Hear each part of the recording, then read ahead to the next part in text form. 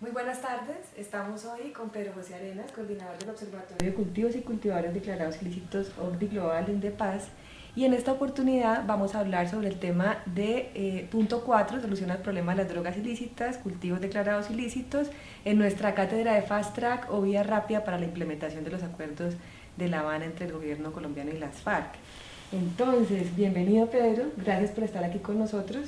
Y pues vamos a aprovechar para que usted nos ilustre un poco sobre la situación en regiones referente a todo este proceso de firma de acuerdos o preacuerdos voluntarios para la sustitución voluntaria de los cultivos declarados ilícitos, sobre todo los de coca. Cuéntenos un poco cómo es el panorama regional, en qué consisten estos acuerdos, usted cómo ve esa situación. Habíamos hablado en la cátedra anterior del fin de la guerra de la dedicación que tuvo el punto 4 del Acuerdo de La Habana al tema de los cultivos y los cultivadores de coca, amapola y marihuana. Y en esa parte se hizo un énfasis en superar por la vía de la concertación, de la voluntariedad, del reconocimiento de esas comunidades, el fenómeno de los cultivos declarados ilícitos. Posteriormente a la firma del Acuerdo del Teatro Colón, las partes, tanto gobierno como FARC, siguieron encontrándose y el pasado 27 de enero suscribieron un documento en el cual dieron inicio a la implementación de lo que hoy se conoce como el Programa Nacional Integral de Sustitución de Cultivos, cuya sigla es PENIS. En el comunicado del 27 de enero se empezó a hablar de unas cifras de subsidios directos a cambio de la erradicación voluntaria de los cultivos.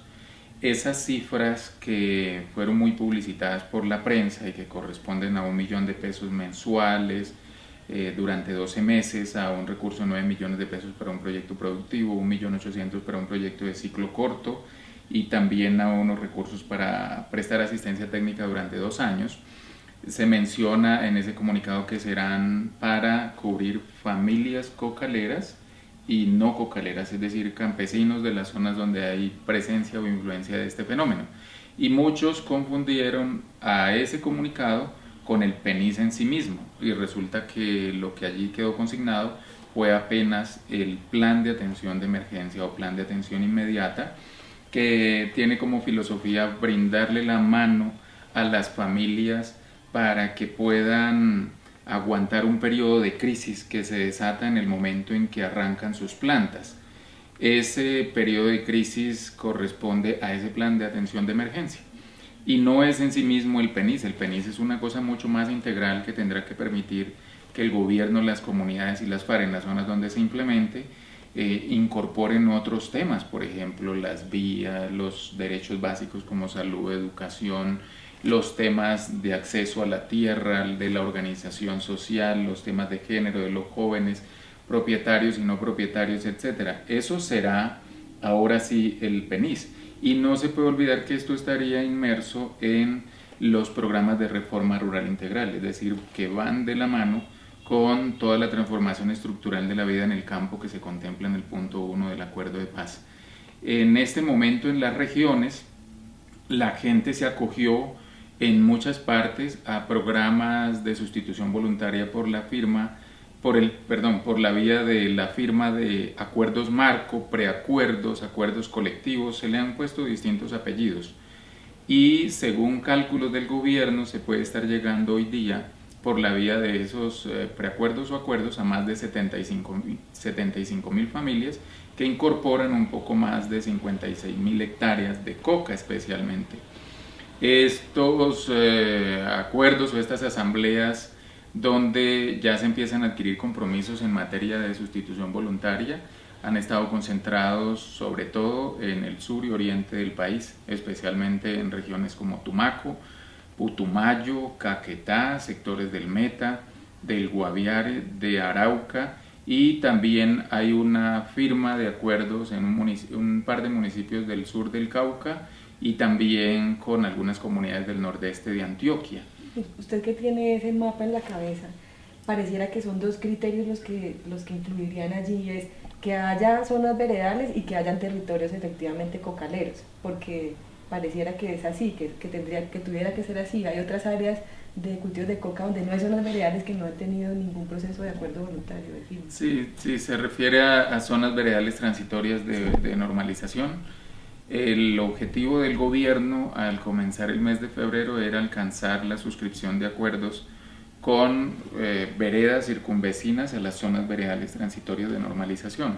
Pero resulta que al conocerse públicamente por lo menos una oferta inicial a través del PAE de parte del gobierno, muchas comunidades decidieron inmediatamente pedir que fuesen incorporados en los documentos de acuerdos de sustitución voluntaria. Eso fue lo que pasó, por ejemplo, en sectores del Caquetá, del Guaviare y en otras partes. Por ejemplo, esta semana se ha suscrito un acuerdo en el Dobio, en el Valle, que incorpora cerca de 900 familias.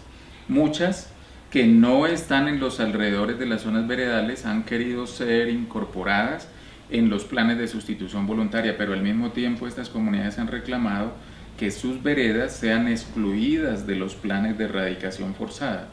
Lamentablemente el gobierno nacional ha mantenido una política, digamos, de doble sentido, doble propósito. Una es la del Ministerio de Defensa, que sigue haciendo acciones de erradicación forzada por todo el país, y otra es la de la sustitución voluntaria.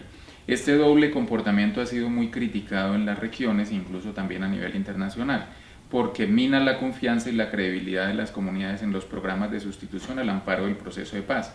Y esto se hace mucho más grave cuando el Ministerio de Defensa, a través del Ejército y la Policía, acuden a erradicar en veredas que incluso ya suscribieron pactos de sustitución.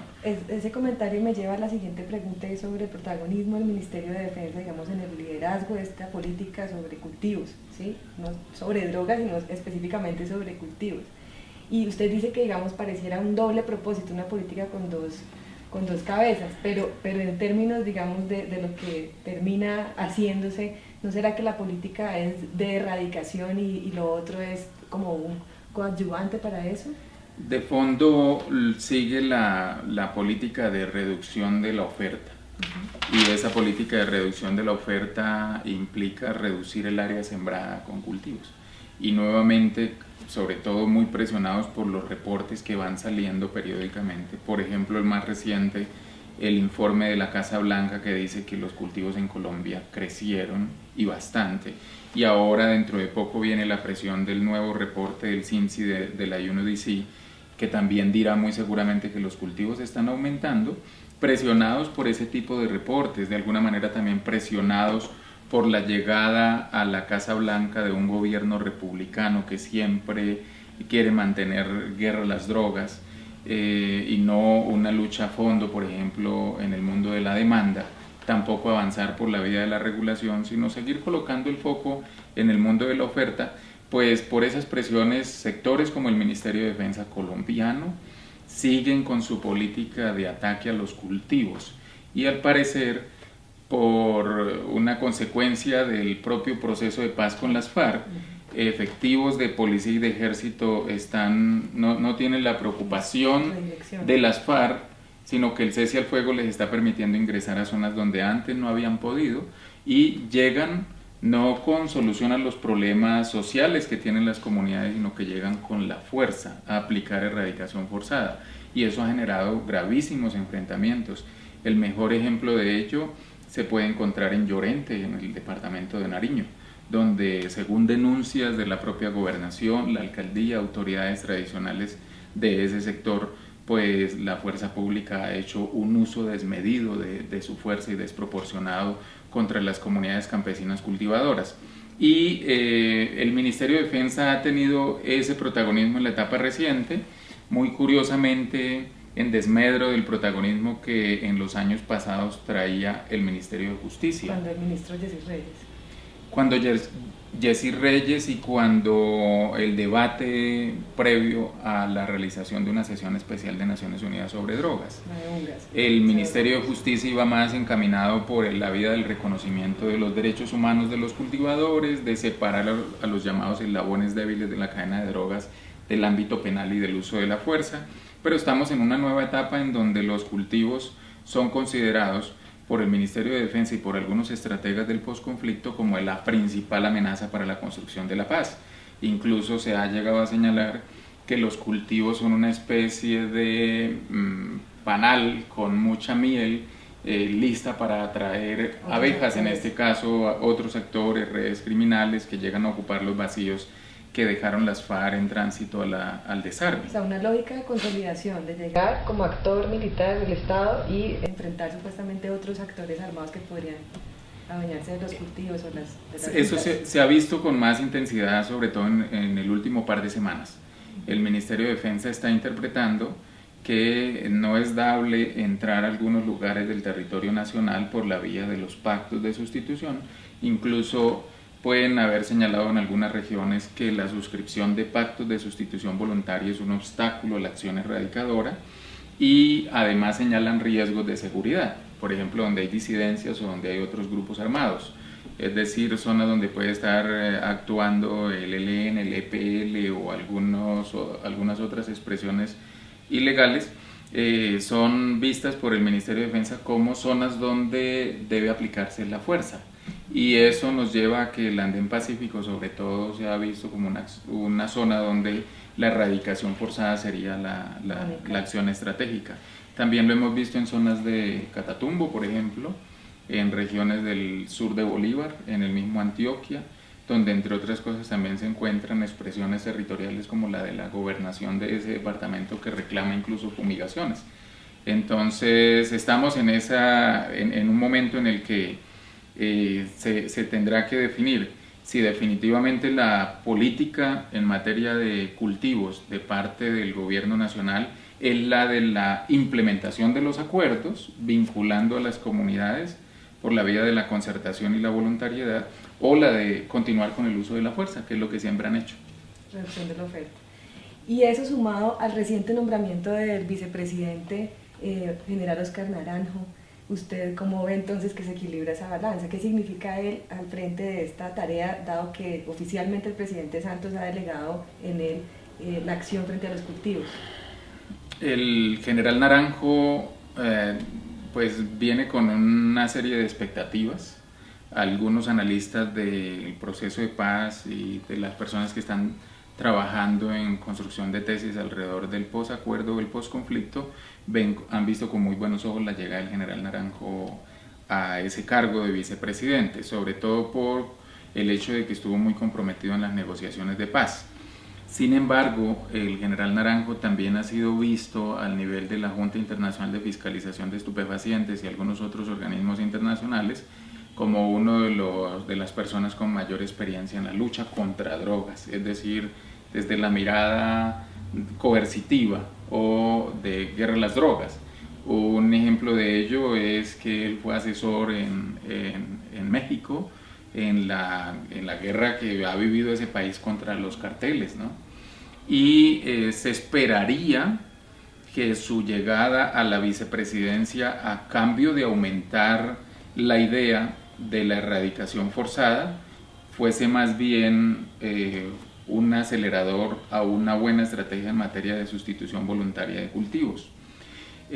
Por ejemplo, la presencia de él en los mismos días en que se desarrollaba el paro de Llorente en Tumaco, el hecho de que él conoce el territorio, conoce la dinámica de las regiones donde hay cultivos, y él mismo ha hecho declaraciones de que allí viven personas que no tienen ninguna otra oportunidad, de que se trata de casi como de unas víctimas del narcotráfico internacional, debería llevar en primera instancia que el vicepresidente jalonara el tema del reconocimiento de derechos humanos para esas poblaciones.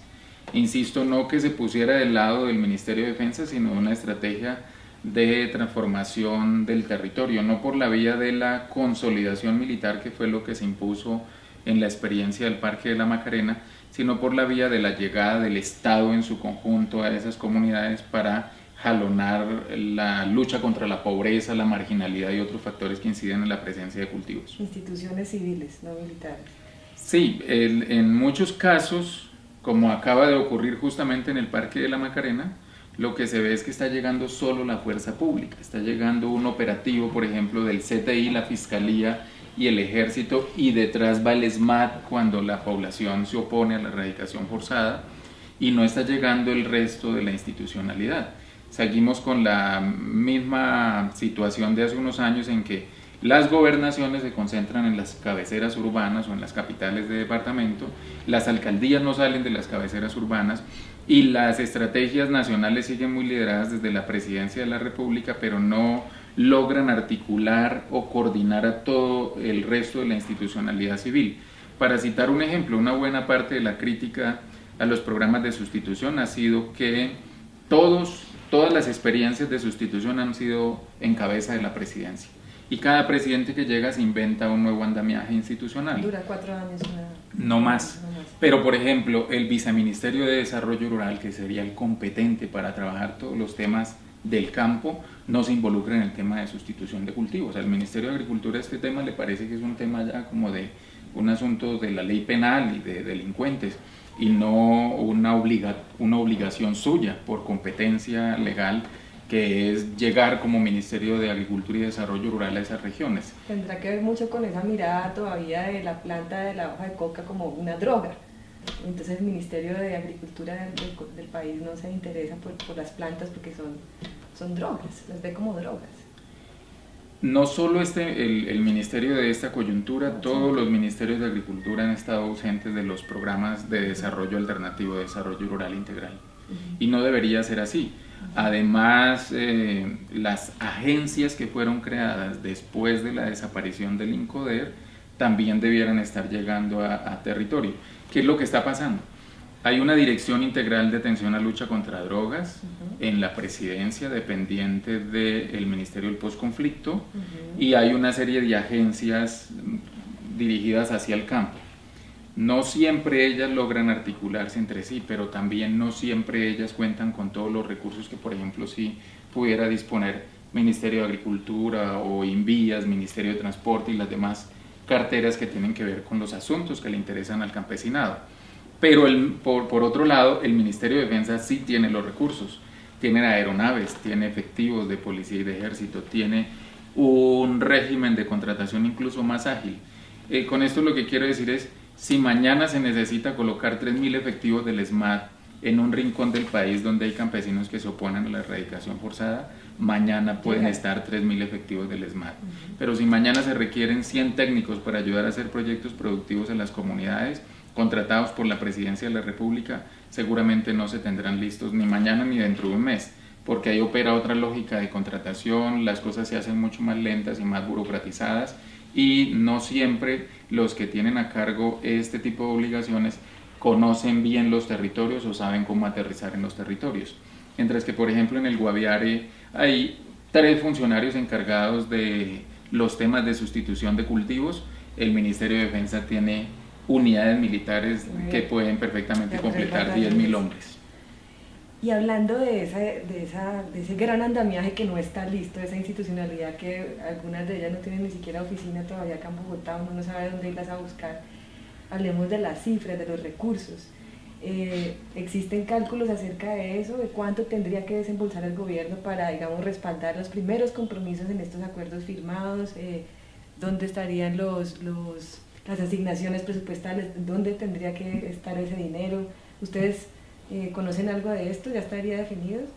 Tal vez lo primero que hay que aclarar para todas las personas que siguen la cátedra es que, por supuesto, nosotros en el observatorio, en Indepaz y con muchos otros sectores, pues somos mucho más partidarios de la sustitución voluntaria de cultivos, es decir, de la suscripción de pactos de sustitución, donde se vayan agregando componentes que permitan hacer más visibles los asuntos que le interesan a la comunidad. Por colocar algún ejemplo, en alguno de los acuerdos suscritos, algunos de los líderes dicen, bueno, y los temas de seguridad, ¿quién nos va a garantizar la protección de derechos humanos en este territorio a los que nos involucremos en sustitución de cultivos? Entonces eso obliga a que se introduzca ese tema. O en otra parte dicen, y los asuntos de las mujeres, ¿cómo hacer para que participen más y mejor de estos acuerdos? Eso obliga a ir introduciendo el enfoque de género. En otras partes, por ejemplo, se dice, y el acceso a la tierra para los que no la tienen, entonces también. En la medida en que la suscripción de acuerdos, gracias a la movilización y al alistamiento de las comunidades en donde se ha podido hacer, ha ido mejorando el contenido de los acuerdos, haciéndolos más completos, pues por supuesto que nosotros tenemos que apoyar esa dinámica. En contravía de los que proponen fumigaciones, erradicación forzada, uso de la fuerza y demás. Pero eso no obsta para que nosotros señalemos algunas falencias que se están presentando en toda la estrategia de sustitución. En muchas oportunidades se está llegando a los territorios como a la carrera para que se firmen acuerdos que no han sido suficientemente concertados, socializados, aterrizados con las comunidades. En muchos otros casos se hacen acuerdos con organizaciones de carácter nacional o regional que son como intermediarias de los cultivadores, de los labriegos, pero al final los acuerdos de sustitución van a tener que comprometer a la familia que tiene el cultivo, y todavía está por elaborarse muy bien cómo es que los raspachines o recolectores no quedan por fuera de esos acuerdos de sustitución, cómo por ejemplo los pactos de sustitución llegan a los territorios colectivos, llámense comunidades indígenas o afrodescendientes. Ese enfoque étnico está todo por desarrollarse y hay una ventana de oportunidad en el capítulo étnico del acuerdo de paz. Por supuesto, en el caso de los indígenas, las organizaciones de ellos insisten en que se aplique consulta previa para cualquier acción. La interpretación de los acuerdos a la luz del capítulo étnico. Sí, pero lo tienen más posicionado los pueblos indígenas que las comunidades afrodescendientes, por ejemplo. Pero ahí se pudiera ir trabajando de la mano. Otras cosas que, por ejemplo, no están muy claras son las relacionadas con ambiente, con los créditos, la comercialización, los temas de asistencia técnica todavía están por aterrizarse. Por supuesto que para materializar los acuerdos de sustitución hay que crear un andamiaje institucional. Se espera que dentro de pocos días el gobierno nacional presente un proyecto de decreto al amparo del Fast Track para adoptar institucionalmente el PENIS. Ya Tumaco y Guaviare dieron un paso adelante. Por ejemplo, se han conformado consejos asesores territoriales de sustitución de cultivos y posteriormente tendrán que conformarse comisiones locales de planeación participativa. La sumatoria de estas instancias tendrá que dar lugar al trabajo alrededor de los PISDA, los Planes Integrales de Sustitución y Desarrollo Alternativo, y eso tendrá que integrarse a los PEDET. Mientras tanto, las comunidades han exigido que se haga una muy buena caracterización socioeconómica de los habitantes, todos, en todos los aspectos, porque hay comunidades donde todo el mundo deriva ingresos de la coca, incluyendo los comerciantes y los transportadores. Que no necesariamente tienen cultivo, pero están pues imbricados en la economía. Así es, entonces hacer esa caracterización demanda un tiempo. Entonces ahí aparece la preocupación de las comunidades por los cronogramas. Cronogramas de actividades a desarrollarse, incluyendo los compromisos de el arrancar las plantas por parte de la misma familia, pero ellos también en ese momento entonces introducen en los cronogramas la preocupación por los desembolsos. Bueno, ¿qué garantías nos van a dar? ¿Cuándo nos van a hacer el primer desembolso? Hacer un desembolso implica bancarizar a la gente, al estilo de Familias en Acción o Familias Guardabosques, para consignarles desde Bogotá. Y eso toma tiempo. Sí, por lo menos. Claro, y entonces en eso yo creo que se va a pasar por lo menos todo este año, caracterización, trabajo de bancarización, y los cronogramas de desembolso pues le imponen al gobierno la obligación de tener listos los recursos. Si uno se pusiera a hacer unas cuentas alegres, digamos que de aquí a junio estuvieran listas vereda por vereda, ya calculemos, pero no todo el mundo va a entrar en el mismo momento. Digamos, cuando se hace la cuenta de que van 55.000 familias y se multiplica por 32 o 36 millones de pesos en el periodo de intervención del PAE, pues las cifras son astronómicas, es de cosas de billones, ¿no? De 2 billones hablaban sí, acá en Interpaís. Pero sucede que no todas las comunidades van a firmar al mismo tiempo.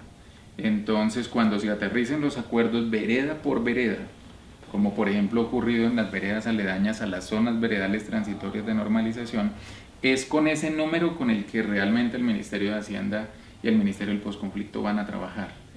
Es decir, y no todos los recursos van a tener que estar listos el primer día, porque los desembolsos van a ser, en lo que han dicho hasta ahora, cada 2 meses.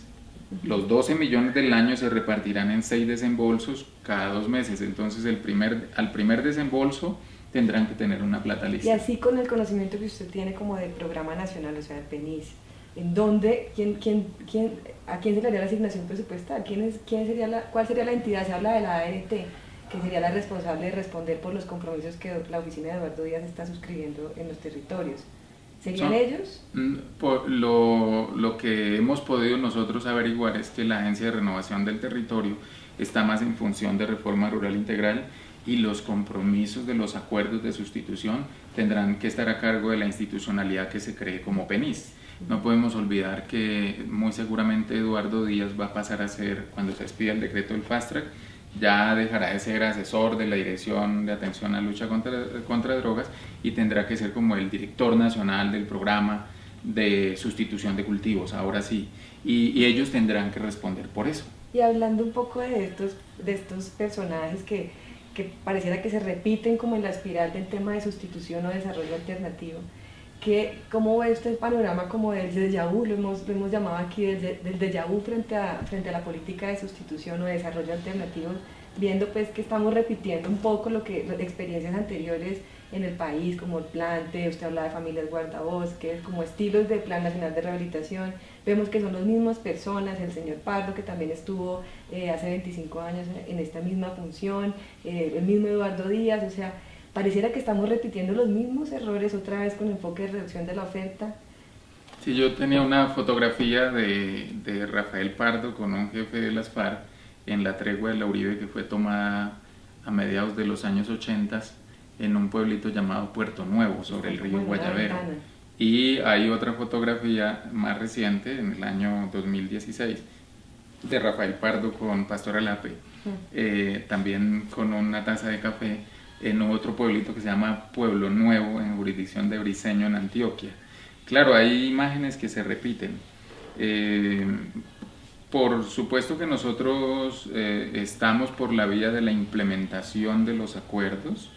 Esto incluye, insisto mucho, la tarea de trabajar por la descriminalización de los productores. Nos preocupa bastante cómo el Ministerio de Justicia y también la propia Fiscalía están incidiendo al amparo de la JEP y también al amparo del Fast Track en que muchas de las actividades de los cultivadores sigan siendo de competencia de la jurisdicción ordinaria y que no se avance por el capítulo del tratamiento penal diferencial.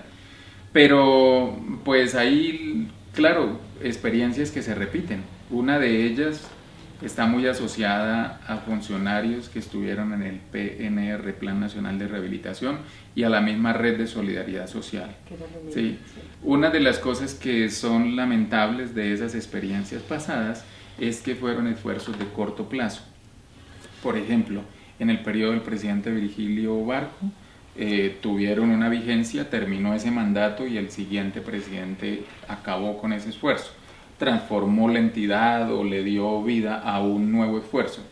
Después cada uno de los presidentes, como dijimos antes, ha montado su propia institucionalidad. Ahora estamos expuestos también a ese riesgo, digamos, de que aquí se haga todo un esfuerzo, pero a la llegada de un nuevo presidente se cambia esa lógica de la inversión en los territorios por la vía de la implementación de los acuerdos y se vuelva a dar nuevamente paso a otra institucionalidad. ¿Qué se esperaría?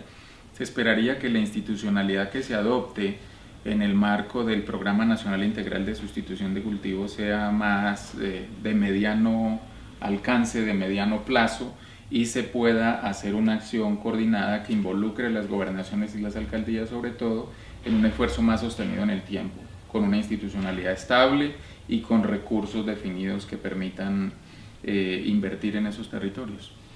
Pues nos gustaría hacerle muchísimas más preguntas. Está también todo el tema del tratamiento penal diferencial, ¿sí? Que no sé si nos podría dar para otro capítulo de esta cátedra, pero pues yo creo que ya usted nos ha ilustrado de una manera pues muy sucinta sobre la situación en región frente a la implementación del punto cuarto, acuerdos voluntarios de sustitución, operaciones de erradicación forzada y bueno, pues el panorama nacional y lo que viene con los últimos cambios. Muchísimas gracias, Pedro Arenas, y esperamos pues tener una segunda parte de este capítulo sobre el punto cuarto y en articulación con el punto 1 de desarrollo rural. Muchas gracias, hasta pronto. Bueno, gracias.